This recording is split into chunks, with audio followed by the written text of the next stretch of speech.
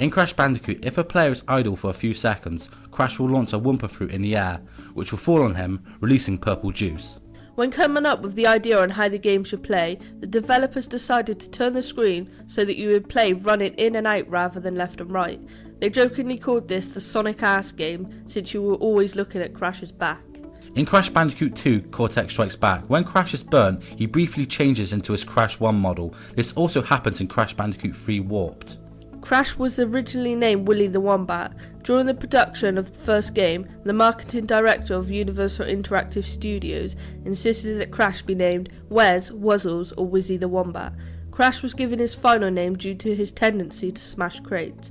He was also given his name from the fact that the name Willy Wombat was already trademarked, and that if Universal didn't accept Crash Bandicoot, then Naughty Dog would drop the project.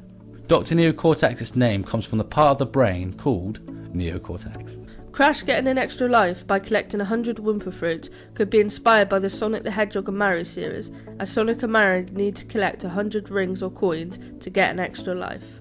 Crates were implemented very late into the game. Their purpose was to fill some empty spaces around the levels and give the player something fun to do whilst running through the levels. The Wumpa fruits in this game and its next two sequels are not actually 3D, they're animated sprites that always face the camera, which gives them a 3D look. This was necessary due to its hardware limitations. These Wumpa fruits were reused in Crash 2, Crash 3, Crash Bash, and many more.